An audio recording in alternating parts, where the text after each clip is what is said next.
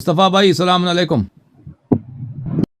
وعلیکم السلام ورحمۃ جی سر، کیسے ہیں؟ خیریت سے ہیں آپ؟ اللہ کا کرم، اللہ کا کرم۔ شیخ صاحب، کچھ سوالات تھے 4 سے 5 جو آپ کے سامنے جی جی رکھنا چاہتا تھا میں۔ جی بسم اللہ۔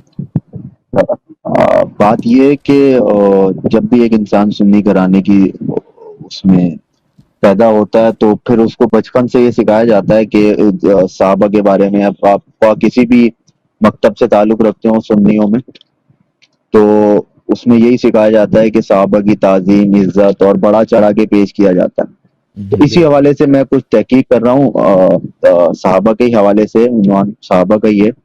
تو اس میں اہل سنت کی جو بنیادی کتابیں ہیں جس پہ پورا مذہب کھڑا ہوا ہے اہل سنت کا، جس میں بخاری، مسلم اور کتب ستہ ہے۔ اب ایز کمپیئر ٹو اہل تشیع تو اپنے امام معصوم سے لیتے ہیں، کیونکہ ان کا دعویٰ یہ ہے کہ ہمارا امام معصوم ہے تو ہم اس کی بات حجت مانتے ہیں۔ اب جی اہل سنت کا نظریہ ہے، یہ ہے کہ صحابہ جو ہیں وہ عادل ہیں حدیث کے معاملے میں، یعنی کہ اگر صحابہ کوئی بات فرما دیں تو وہ حتماً رسول کی بات ہے یا سچی بات ہے۔ تو اب اس میں نے بہت سارے اہل سنت علماء سے بھی بات کی اس حوالے سے، تو وہ یہ کہتے ہیں کہ بہرحال قرائن اور دلیلیں تو اسی بنیاد پہ کہ صحابہ سے گناہ ہوئے ہیں اور بہت بڑے بڑے گناہ ہوئے ہیں، کتابوں میں درج ہے، لیکن بات یہ کہ وہ یہ کہتے ہیں کہ اگر صحابہ نے کہیں جھوٹ بولا ہو تو لاؤ آپ لا کے دکھاؤ، اتنی حدیثیں ہیں ہمارے پاس، اس میں کہیں آپ ایسا دکھاؤ کہ صحابہ نے رسول کی طرف مطلب اپنے پاس سے کوئی حدیث گھڑی ہو، کیونکہ صحابہ کے اوپر تو جرح اور تعدیل یا بحث وغیرہ تو ہوتی نہیں ہے۔ تو اس کے بارے میں ذرا آپ تھوڑی سی وضاحت کریں، صرف سمجھنے کے لیے بات کر رہا ہوں میں آپ سے۔ دیکھیں، یہ کہ صحابہ سے غلطیاں ہوئی ہیں یہ تو مانتے ہیں، وہ گناہ کرتے ہیں وہ مانتے ہیں۔ صحابہ پہ تو حد جاری ہوئی، خود رسول صلی اللہ علیہ وسلم نے زنا کا حد جی جاری کیا، سنسار کیا، ہاتھ کاٹے ہیں رسول پاک صلی اللہ علیہ وسلم، چوری۔ یہ کہ صحابہ جھوٹ نہیں بولتے، یہ اس کی کوئی روایت تو ہے نہیں۔ اب وہ جھوٹ نہیں، یہ بھائی کہ جھوٹ نہیں بول سکتے، حالانکہ رسول پاک صلی اللہ علیہ وسلم کی اپنی حدیث ہے، ایک حدیث نہیں کئی احادیث ہیں بخاری میں، بخاری کے آغاز میں، مسلم کے آغاز میں، کہ پیغمبر صلی اللہ علیہ وسلم نے خود صحابہ سے کہا لا تکذبوا علیہ، مجھ پہ جھوٹ نہ باندھو۔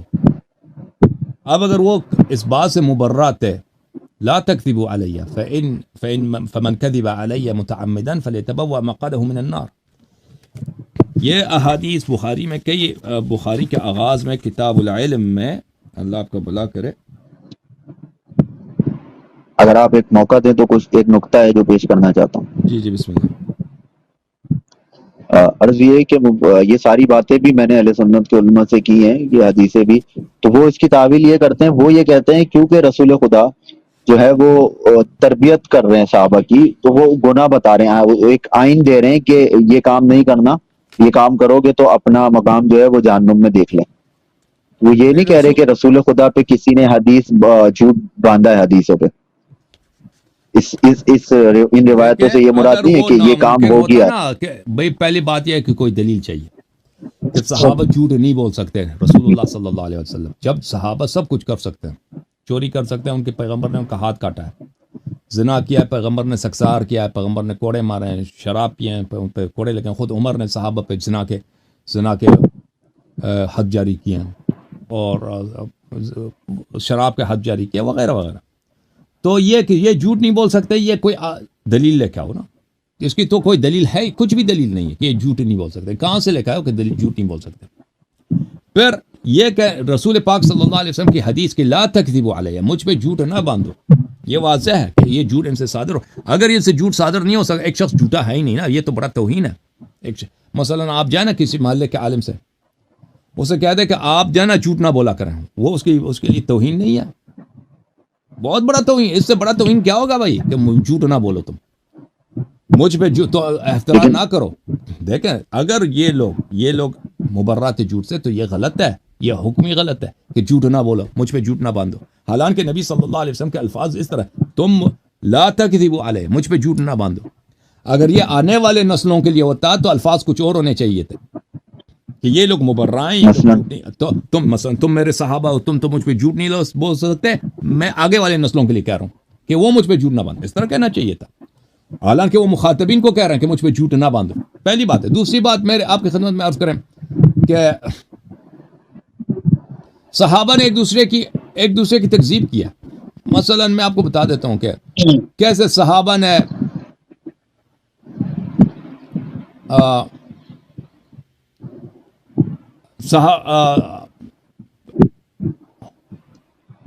صحابہ نے ایک دوسرے کی تکذیب کیا، مثلا کہ انہوں نے جھوٹ بولا.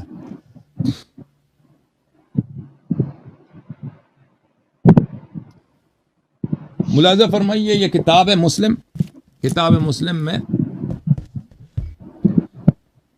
کتاب صحیح مسلم چاپ دار الفکر 2010 میں دار الفکر بیروت میں چھپی ہے. یہاں پہ حدیث ہے صفحہ نمبر 710 میں، طلاق کی حدیث میں. ملاحظہ فرمائیے.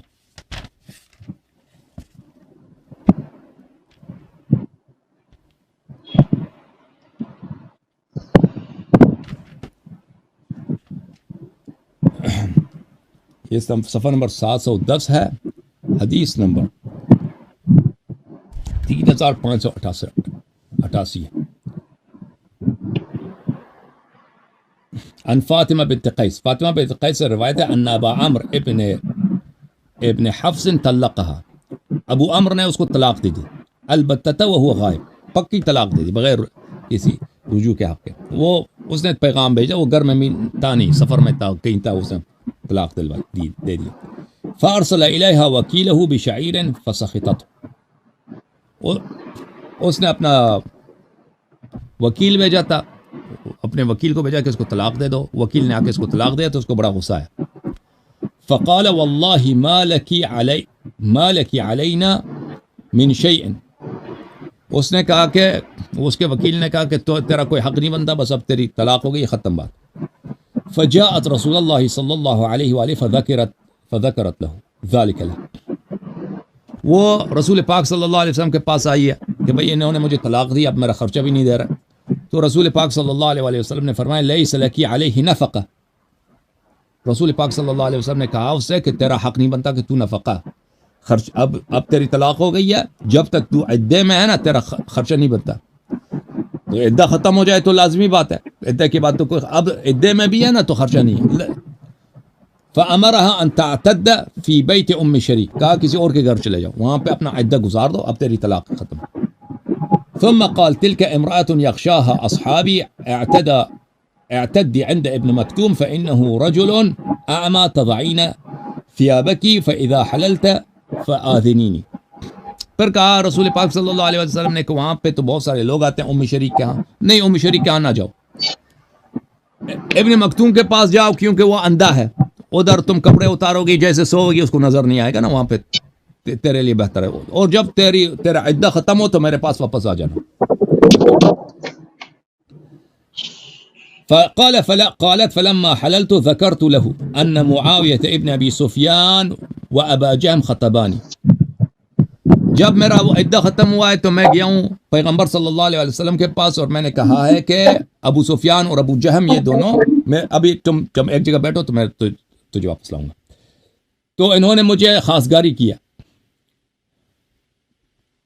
انہوں نے کہا کہ اسامہ سے شادی کرو، تو اسامہ سے شادی کیا. کس نے؟ یہ فاطمہ بنت قیس ہے. آپ نے کہانی سنی ہے نا، اب اس کو دیکھیں کہ اس کے متعلق صحابہ کیا کہتے ہیں.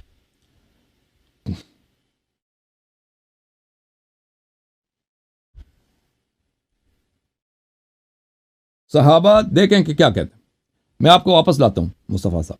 یہ کتاب ہے مسند احمد ابن حنبل، جز نمبر 45، چاپ مؤسسۃ الرسالہ، سنہ 2001 میں چھپی ہے. یہاں پہ آپ کو لے کے چلتے ہیں صفحہ نمبر 303 میں.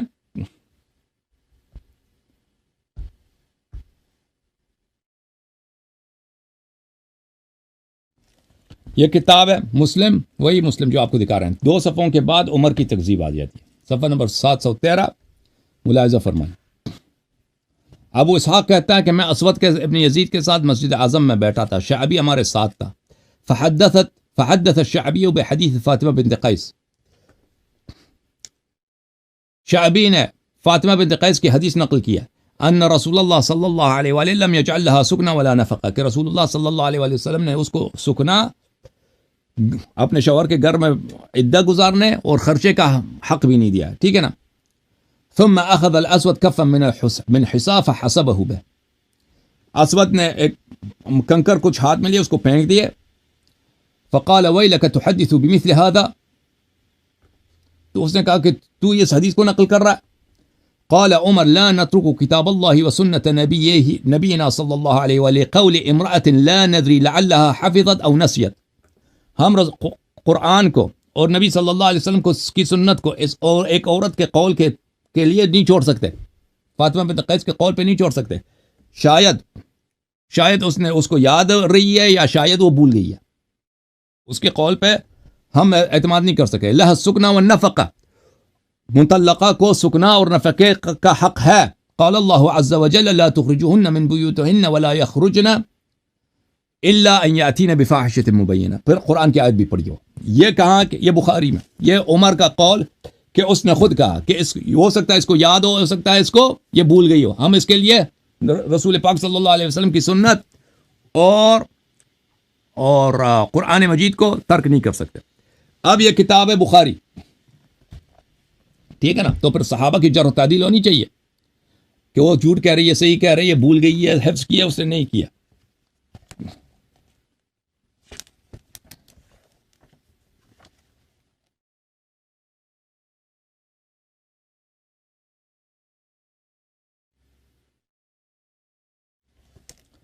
یہ کتاب ہے بخاری، چاپ دار احیاء التراث العربی، دار احیاء التراث العربی میں سنہ 2001 میں چھپی ہے. یہاں پہ ملاحظہ فرمائیں باب قصۃ فاطمہ بنت قیس، فاطمہ بنت قیس کی کہانی، صفحہ نمبر 978، حدیث نمبر 5321 اور 5322. اچھا، روایت کرتے ہیں طلق یحییٰ بن سعید نے طلاق دی بنت عبد الرحمن ابن الحکم کی بیٹی کو. فانتقلها عبد الرحمن فارسلت عائشة الى مروان وهو امیر المدینہ.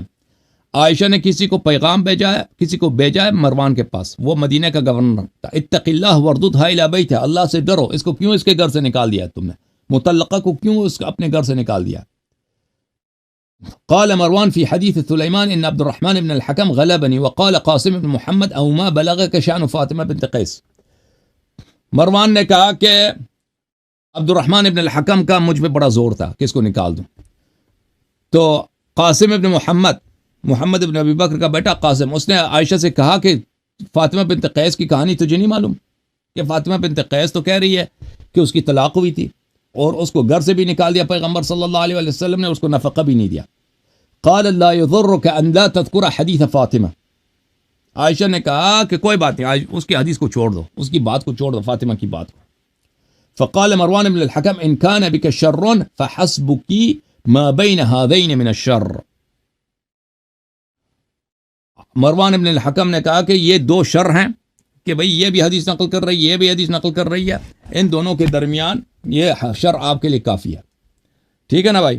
یہ خود صحابہ نے، عمر نے، عائشہ نے، دونوں نے حدیث اس کو تختیہ کیا ہے اور اس کے حدیث کو بھائی کہتے ہیں اس حدیث کو چھوڑو، حالانکہ وہ فاطمہ بنت قیس کی حدیث ہے. مزید بولو بھائی. اچھا شیخ صاحب، دوسرا سوال میرا یہ ہے کہ جب ہم تاریخ کا مطالعہ کرتے ہیں، خدا کی وفات کا جب ذکر آتا ہے تو لشکر اسامہ جو جب دیکھتے ہیں تو ہم لشکر اسامہ ایک بالکل ایک انوکھی سی چیز ہے.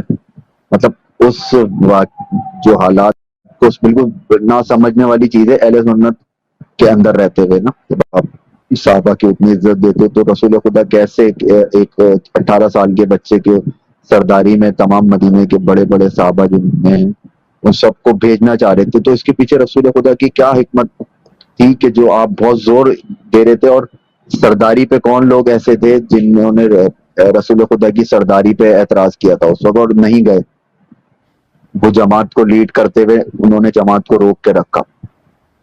دیکھیں اسامہ ابن زید کا جو سریہ ہے، سریت اسامہ ابن زید، جو ان کو رسول پاک صلی اللہ علیہ وسلم نے اپنے وفات سے کچھ دن پہلے تبوک کی طرف بھیجا، اور تبوک کا راستہ بڑا دور کا راستہ اور اس کی کوئی وجہ بھی نہیں ہے، ٹھیک ہے نا، بلا وجہ ان کو بھیجا.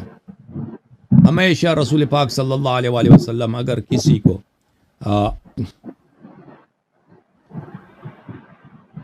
بیچتے تھے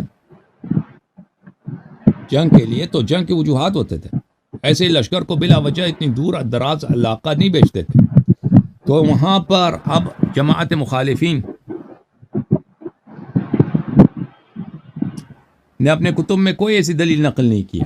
آپ مغازی اور سیرت کی جتنی کتابیں ہیں اس کو کھول دیں کہ کیوں اسامہ کے لشکر کو بھیجا اتنا دور. کیونکہ یہ جانے کے لیے 45 دن 2 مہینے لگتے تھے اور واپس آنے میں بھی.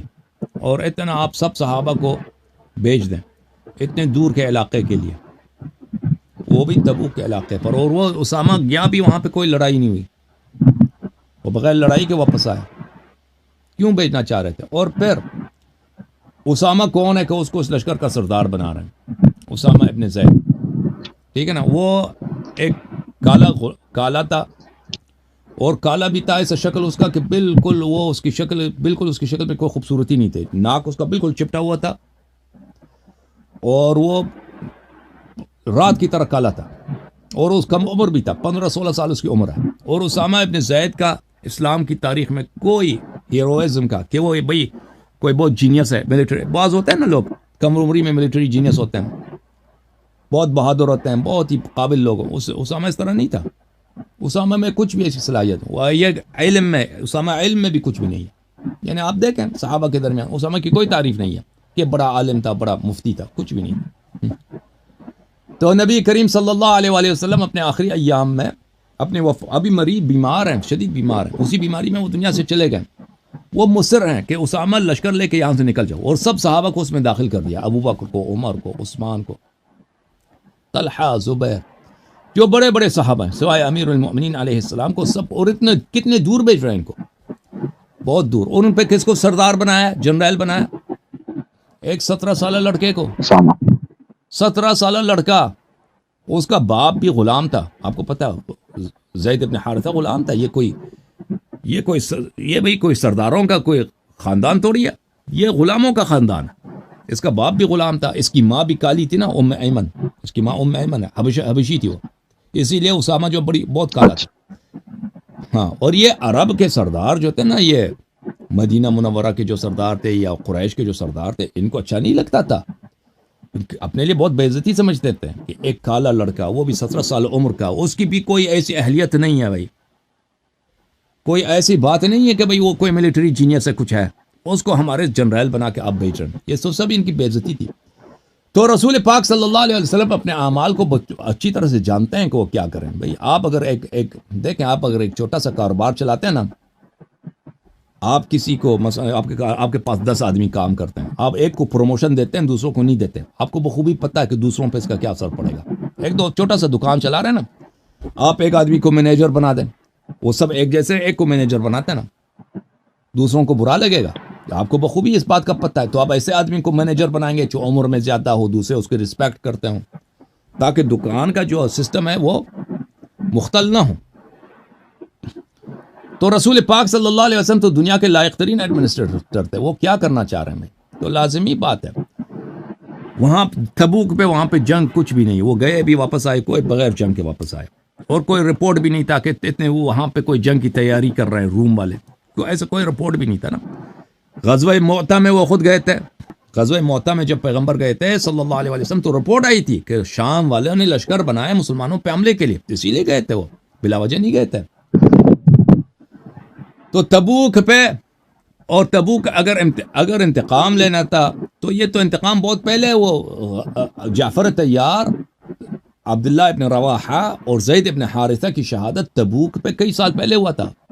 ابھی تو نہیں ہوا کہ 6 مہینے پہلے, ابھی ہم ان کے انتقام لے رہے ہیں نا. تو ابھی آپ بیمار ہیں, آپ کو خود پتہ ہے, خود بھی بار بار کہہ رہے ہیں کہ میں ابھی مرنے والا ہوں.